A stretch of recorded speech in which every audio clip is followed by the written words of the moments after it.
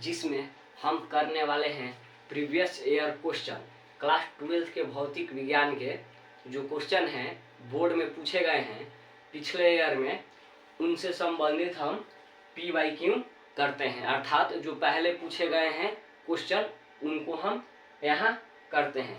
आशा करते हैं कि आप सभी लोग हमारे सब लेक्चर देखे होंगे। अगर आप सब लोग हमारे लेक्चर देखे होंगे तो आपको खुद ही समझ में आ जाएगा कि क्या हम ये जो प्रीवियस ईयर क्वेश्चन है वो हमसे सॉल्व हो पा रहे हैं नहीं, यानी आपसे हमारे वीडियो देखने के बाद क्या आप प्रीवियस ईयर क्वेश्चन सॉल्व कर पा रहे हैं? तो एक कमेंट में लिखिएगा यस, अगर नहीं तो लिखिएगा नो। ठीक है, तो चलिए आज का वीडियो हम अपना स्टार्ट करते हैं। जो प्रीवियस ईयर क्वेश्चन का वीडियो है आज, ठीक है। इनमें हम कोई थ्योरी नहीं करेंगे, कोई अदरवाइज इधर उधर का क्वेश्चन नहीं करेंगे। इनमें सीधे केवल वह क्वेश्चन करेंगे जो बोर्ड में पूछे गए हैं। ठीक है, तो चलिए हम अपना क्वेश्चन नंबर 1 से स्टार्ट करते हैं। 20-25 क्वेश्चन हम लिए हैं। ठीक है, तो क्वेश्चन नंबर 1 जो चैप्टर है एक स्थिर वैद्युत की यानी इलेक्ट्रो स्टैटिक्स। ठीक है, तो चलिए क्वेश्चन नंबर 1 क्या कह रहा है? कह रहा है कि 1/4 पाई एप्सिलॉन नॉट का मान है। ठीक है, तो ये क्या है? कूलाम नियम जो है, जो 1/4 पाई एप्सिलॉन नॉट गुने Q1 × Q2 अपन R² होता है, वहाँ ये के स्थान पर ये इस मान को हम रखते हैं। और के क्या होता है? नियतांक होता है, जिसका मान होता है 9 × 10⁻⁹ न्यूटन मीटर स्क्वायर पर कूलाम स्क्वायर। ठीक है, तो क्वेश्चन नंबर 1 का हमारा ये आंसर हो गया 9 × 10⁻⁹ न्यूटन मीटर स्क्वायर पर कूलाम स्क्वायर। अब चलते हैं कि विद्युतीय बल का गणितीय रूप है। ठीक है, यानी स्थिर विद्युतीय बल का गणितीय रूप है। तो ये क्या होता है? वेक्टर ई यानी विद्युतीय क्षेत्र, और ये क्या होता है? F/Q, यानी विद्युतीय क्षेत्र में कोई आवेश Q पर F बल लगा रहा है तो उसे हम क्या बोलते हैं? विद्युतीय क्षेत्र। और यहाँ से हमें बल का मान निकालेंगे कि F = QE। ठीक है, यानी आपको ऑप्शन में ये भी फॉर्मूला दिया जा सकता है और यहाँ से आपको F के मान निकाला, क्योंकि ये विद्युतीय बल पूछ रहा है तो ये F = QE। अगर विद्युतीय क्षेत्र पूछता तो यहाँ पर वेक्टर E = F/Q, यानी हमारा 2 नंबर क्वेश्चन का भी आंसर हो गया। अब चलते हैं, देखते हैं टॉर्क का एसआई वेक्टर P, यानी वेक्टर P क्या होता है? द्विध्रुव आघूर्ण, इनका एसआई मात्रक। तो द्विध्रुव आघूर्ण का हम मैथमेटिकली रूप पढ़े हैं, क्या होता है? P = Q × 2L। Q क्या है? Q है हमारा चार्ज, तो चार्ज का मात्रक क्या होता है? कूलाम। और 2L क्या है? दूरी है, तो कूलाम × मीटर। ठीक है, और कह रहा है कि सापेक्ष विद्युतशीलता है, यानी जो एप्सिलॉन R का मान पूछ रहा है कि एप्सिलॉन R का मान कितना होगा। तो एप्सिलॉन R का मान क्या होता है कि किसी माध्यम की विद्युतशीलता बटे निर्वात की विद्युतशीलता। ठीक है, तो यहाँ इस क्वेश्चन का आंसर ये हो गया और इसका हो गया ये। अब सिग्मा का सूत्र है, तो सिग्मा क्या होता है? पृष्ठीय आवेश घनत्व। जो आवेशों का वितरण टॉपिक है उनमें हम सिग्मा को पढ़ेंगे कि सिग्मा का सूत्र क्या होता है। तो सिग्मा बराबर होता है Q/A, यानी एकांक क्षेत्रफल पर उपस्थित आवेश की मात्रा को क्या कहते हैं? सिग्मा कहते हैं। जो सिग्मा बराबर हो जाएगा क्या? Q/A। जल का परावैद्युतांक होता है, कहीं कहीं ऑप्शन में 80 भी दिया रहेगा या कहीं कहीं 81 भी दिया रहेगा। तो जो ऑप्शन में दिया हो वो आप ठीक कर दीजिएगा। मैक्सिमम जगह 80 ही दिया रहता है, तो यहाँ पर हम 80 ही लिख दिए। हालांकि 81 भी अगर 80 ऑप्शन में ना हो और 81 हो तो आप 81 पर भी टिक लगा सकते हैं। अब चलते हैं कि क्वांटमीकरण में असंभव मान है। ठीक है, यानी जो क्वांटमीकरण है, आवेशों का क्वांटमीकरण, आवेश का गुण क्वांटमीकरण Q ± Ne। यहाँ पर n क्या लेते हैं? n लेते हैं इंटीजर यानी पूर्णांक, या n नंबर ऑफ इलेक्ट्रॉन, यानी कितने इलेक्ट्रॉन ले रहे हैं। तो n का मान कभी डेसिमल में नहीं हो, जैसे 4.2 या 3.2 3.3 ऐसे दशमलव में इनका मान संभव नहीं होता है, क्योंकि यहाँ पर जब भी हम रखते हैं तो कोई पूर्ण संख्या ही रखते हैं, नंबर ऑफ इलेक्ट्रॉन, जैसे 1 2 3 4 5 6। अब चलते हैं सिग्मा का मात्रक होता है, तो सिग्मा यही है, सिग्मा बराबर क्यू अपन है, तो इनका मात्रक क्या हो जाएगा, क्यू का मात्रक, क्यू क्या है, चार्ज, चार्ज का मात्रक कूलाम और एरिया का मात्रक मीटर स्क्वायर, यानी कूलाम पर मीटर स्क्वायर सिग्मा का मात्रक हो जाएगा। टर्क बराबर होता है, तो टर्क बराबर vector P cross vector E होता है, यानी इलेक्ट्रिक फील्ड सामान में कोई विद्युतीय द्विध्रुव को हम रखते हैं तो उन पर उनका बल आघूर्ण कितना लगेगा, तो टर्क बराबर vector P cross vector E. ठीक है, वेक्टर ई का ऐसा ही मात्रक होता है। वेक्टर ई क्या है, वेक्टर ई हमारा विद्युतीय क्षेत्र है। विद्युतीय क्षेत्र का फॉर्मूला क्या होता है, ई बराबर एफ बाई क्यू। अब फोर्स का मात्रक क्या होता है, न्यूटन, और चार्ज का मात्रक क्या होता है, कूलाम, यानी न्यूटन पर कूलाम, और इनका दूसरा मात्रक भी होता है वोल्ट पर मीटर। ठीक है, कूलाम नियम का सदिश रूप क्या है, तो कूलाम नियम का सदिश रूप, जैसे वेक्टर में आप पढ़े होंगे कि एक कैप जो होता है वह vector A Bata mod vector A होता है। तो कूलाम का नियम जो है, वहाँ दूरी जो आर आता है उसी को अगर हम इंटू में आर कैप बना दें तो वो हमारा कूलाम नियम का सदिश रूप हो जाएगा। ठीक है, वीडियो स्टॉप तो नहीं हुआ है, देख लेते हैं एक बार। नहीं, वीडियो ठीक है। तो हमारा कूलाम नियम का सदिश रूप क्या होगा, तो सबसे पहले कूलाम नियम का क्या होता है, सिंपल रूप k into Q one into Q two upon R square. तो सदिश रूप बोल रहा है तो यहाँ पर आप आर कैप लिख सकते हैं, लिख देंगे, और आर कैप का मान आपको पता है कि वेक्टर आर बटा मॉड वेक्टर आर होता है। ठीक है, अब इन वेक्टर आर को अगर आप हटाएंगे तो आप ये लिख देंगे और ये लिख देंगे, तो ऊपर आर से मल्टीप्लाई हो जाएगा और यहाँ आर क्यू हो जाएगा। ठीक है, तो आर कैप यहाँ पर दे देंगे तो आपको सदिश रूप इसका ये सदिश रूप हो गया। यहीं पर 1 2 लिख देंगे कि 1 पर 2 के द्वारा 2 1 ऐसे लिख देंगे तो और बेहतर रहेगा। तो ये हमारा कूलाम नियम का सदिश रूप क्या है, यहीं पर लिख देते हैं, F बराबर k into Q one into Q two upon R square R one two cap. ठीक है, अब चलते हैं नेक्स्ट क्वेश्चन पर। क्वेश्चन क्या कहता है कि इलेक्ट्रॉन पर आवेश कितना होता है, तो इलेक्ट्रॉन पर आवेश होता है -1.6 गुने 10 के पावर -19 कूलाम। ठीक है, अब चलते हैं अगले क्वेश्चन की ओर, जो कहता है विद्युत आवेश के मध्य बल का नियम कौन दिया। ठीक है, यानी विद्युत आवेशों के मध्य जो बल लगता है वह किसके नियम द्वारा व्यक्त करते हैं, तो वह नियम द्वारा व्यक्त करते हैं जिसका नाम है कूलाम नियम। ठीक है, अब रेखीय आवेश घनत्व का मात्रक क्या होता है, तो रेखीय आवेश घनत्व सबसे पहले देखें कि रेखीय आवेश घनत्व का हमें फॉर्मूला याद है कि नहीं। अगर आपको फॉर्मूला याद है तभी आप मात्रक निकाल पाएंगे, अन्यथा आपको रटना होगा।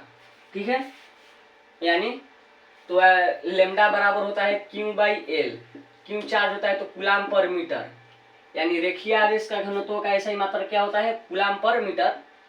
ठीक है, वेक्टर ई का विमीय सूत्र क्या हुआ, तो वेक्टर ई बराबर जो फॉर्मूला होता है F by Q.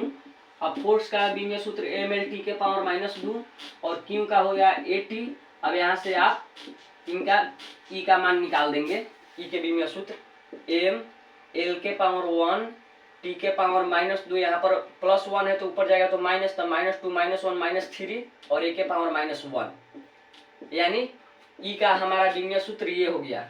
Epsilon not का मात्रक होता है, एप्सिलॉन नॉट का मात्रक होता है कूलाम मीटर, कूलाम पर मीटर न्यूटन मीटर स्क्वायर।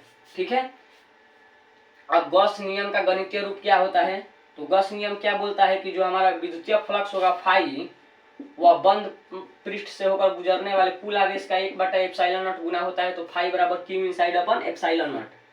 विद्युतीय फ्लक्स का ऐसा ही मात्रक क्या होता है, तो विद्युतीय फ्लक्स का ऐसा ही मात्रक होता है वोल्ट पर मीटर। ठीक है, 0.2 माइक्रो कूलाम, यहाँ पर कम दिख रहा है क्योंकि मार्कर में इंक थोड़ा कम है, फिर हम बोलकर अच्छे से समझा दे रहे हैं कि अगर कुछ इसमें अगर दिखाई भी ना दे तो हम उस क्वेश्चन को विस्तार से हम यहाँ पर पढ़कर बता दे रहे हैं और तब यहाँ सॉल्व कर रहे हैं। ठीक है, कि 0.2 माइक्रो कूलाम आवेश विपरीत आवेश है, मतलब एक द्विध्रुव है जिनमें 0.2 माइक्रोकूलम का प्लस आवेश है और एक की ओर माइनस है, तभी ना द्विध्रुव क्या कहता है कि दो आवेश हो परंतु विपरीत प्रकृति के हो। तो यहाँ पर कितने हैं, 0.2 माइक्रोकूलम है, एक प्लस में है और एक माइनस है, और इनके बीच की दूरी क्या है, 3 सेंटीमीटर है। तो इनका टॉर्क होगा, तो टॉर्क बराबर फॉर्मूला होता है vector P cross vector E. तो पी का मान हमें दिया है कितना, 0.2 गुने 10 के पावर -6। अब 0 पॉइंट हटाएंगे तो यहाँ 10 के पावर -7 लिख दे रहे हैं, क्योंकि दशमलव में गुना करने में थोड़ा तकलीफ होगा, इसलिए हम केवल इनको 10 के घात के रूप में ज्यादा आसान लिखते हैं। और 3 सेंटीमीटर है तो हम सेंटीमीटर को पहले मीटर में बदलेंगे, ठीक है। तो मीटर को में कैसे बदलते हैं, 3/100, ठीक है। यहाँ पर बहुत कंफ्यूजन होता है, 3 100 से गुना करें या 100 से भाग करें, तो उसके लिए आप देखिए कि 1 मीटर बराबर कितना होता है, 100 सेंटीमीटर। अगर आपको यहाँ से 1 सेंटीमीटर चाहिए तो 1/100 मीटर हो जाएगा। अगर 3 सेंटीमीटर चाहिए तो 3 से गुना कीजिए इसमें, तो क्या हो जाएगा, 3/100, और 3/100 को आप घात पूर्णांक से 3 गुने 10 के पावर -2 मीटर भी लिख सकते हैं। तो यहाँ पर 3 गुने 10 के पावर -2 मीटर लिख देंगे।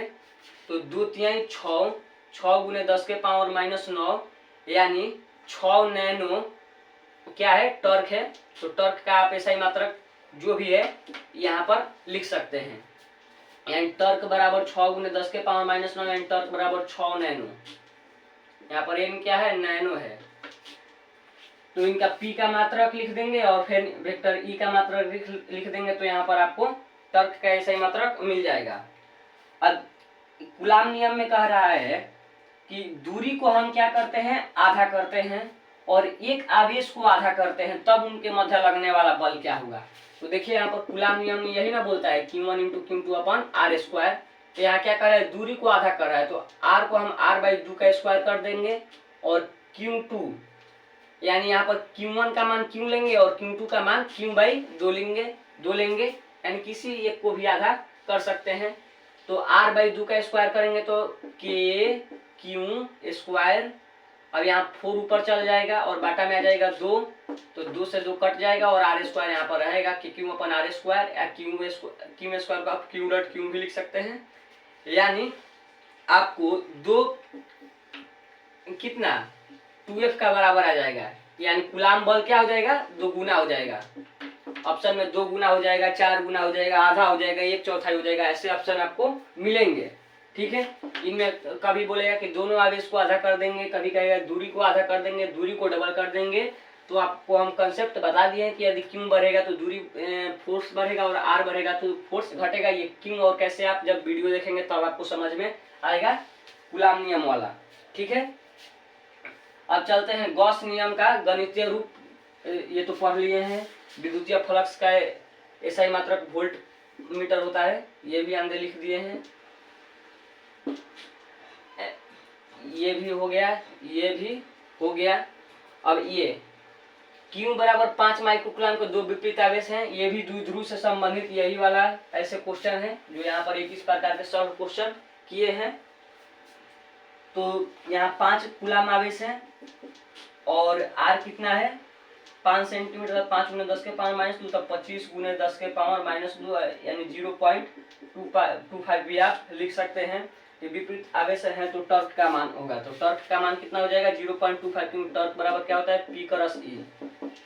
तो P का मान यहाँ Q गुने जो भी है 0.25।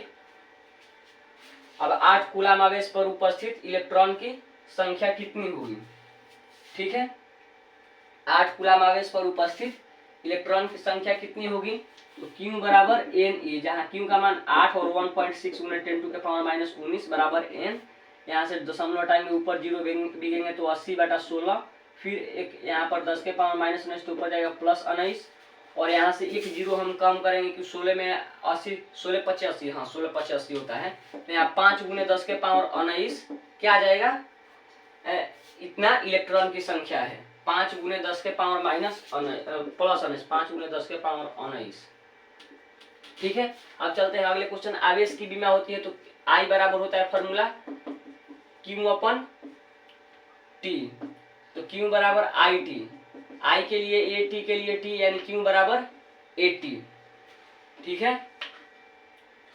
अब एक कूलाम कितना ESU के बराबर होता है, तो एक कूलाम बराबर 3 × 10 के पावर 9 ESU। ठीक है, इलेक्ट्रोस्टैटिक्स यूनिट।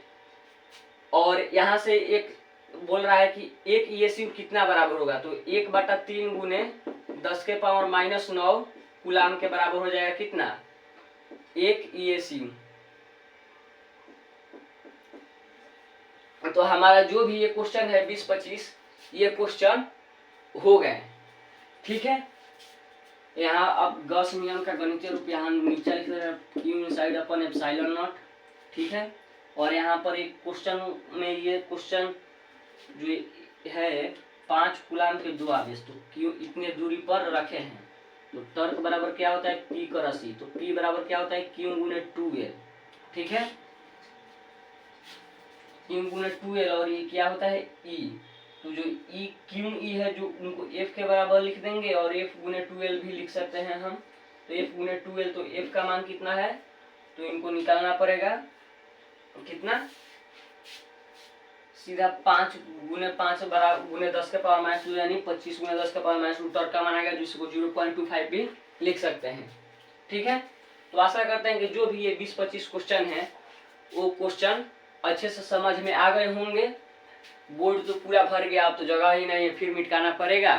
फिर अगले वीडियो में हम सब्जेक्टिव से संबंधित कुछ क्वेश्चन करेंगे। फिर उसके अगले वाले वीडियो में हम दीर्घ उत्तरीय कुछ प्रश्न भी देख लेंगे। ठीक है।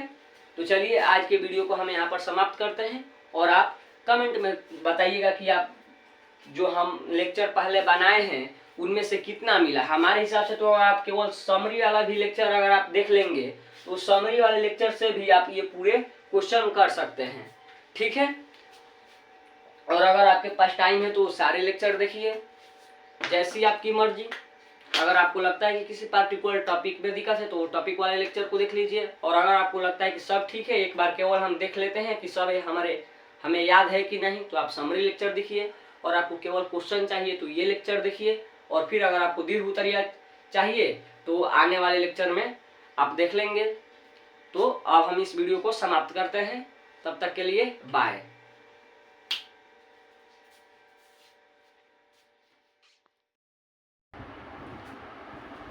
ये जो हमारा 2 क्वेश्चन है कि 5 कूलाम आवेश और -5 कूलाम आवेश 5 सेंटीमीटर की दूरी पर रखे हैं, और 0.2 माइक्रोकूलम और -0.2 माइक्रोकूलम जो 3 सेंटीमीटर की दूरी पर रखे हैं। और ये व्यवस्था क्या है, एक द्विध्रुव है, विद्युत द्विध्रुव है। तो अब इनके मध्य हमें पूछा गया था कि विद्युत द्विध्रुव आघूर्ण यानी P का मान, और हमें यहाँ पर क्या टॉर्क निकाल रहे थे, जो कि हमें ये लगा कि ये क्वेश्चन में कुछ दिक्कत है। यानी पूछा गया था हमें P, और हम यहाँ पर चर्चा किए थे क्या, टॉर्क के बारे में। तो ये क्वेश्चन को हम फिर से सॉल्व कर रहे हैं, एक 19 नंबर और एक 21 नंबर क्वेश्चन। ठीक है, यहाँ 19 नंबर क्वेश्चन और ये है 21 नंबर क्वेश्चन। तो अब चलिए, हमें जो ये एकदम सेम टाइप के हैं, एक फार्मूला पर आपको दोनों बन जाएगा। वेक्टर P बराबर Q × 2L। ठीक है, यानी Q कितना है, Q है, यानी Q जो 2L है वो क्या है, पूर्ण दूरी है। तो Q × 2L यानी Q का मान कितना है, 5, और ये क्या है, 5 सेंटीमीटर, यानी 5 × 10 के पावर -2, यानी 25 × 10 के पावर -2 और कूलाम मीटर। इनका आंसर आएगा ये, और इनका आंसर देख लीजिए 0.2 × 10 के पावर -6 × 3 × 10 के पावर -2, तो 2 तिहाई 6, और 6 × 10 के पावर -6 2 8 और एक -9, 6 × 10 के पावर -9 कूलाम मीटर आएगा। ठीक है, तो इनका आंसर आएगा ये, और इनका आंसर आएगा ये। यहाँ पर पूछा गया था कि इस सिस्टम के द्विध्रुव आघूर्ण कितना है। यहाँ पर टॉर्क नहीं पूछा गया था, वो हम गलती से हम यहाँ पर टॉर्क लिख दिए थे, तो इसलिए चलिए उस क्वेश्चन को हम यहाँ पर सुधार दिए, और ये आंसर भी यहाँ पर अब करेक्ट हो गया। ठीक है, तो आशा है कि अब आप लोग ये जो द्विध्रुव वाला कंसेप्ट है ये आप अच्छी तरीके से क्वेश्चन यहाँ अप्लाई कर समझ गए होंगे। वहाँ पर तो हम केवल थ्योरी ही बताए थे, और यहाँ हालांकि अगर ई दे दे वेक्टर ई, तो तर्क बराबर आप पीई भी निकाल सकते हैं, लेकिन एक नंबरिया में इतना नहीं देगा। एक नंबरिया में सिंपल फार्मूला बेस्ड क्वेश्चन देगा, आपको वेरिएशन नहीं ज़्यादा देगा। ठीक है, तो चलिए ये द्विध्रुव से संबंधित 2 क्वेश्चन हो गए। तो अब हम बंद करते हैं, समाप्त करते हैं।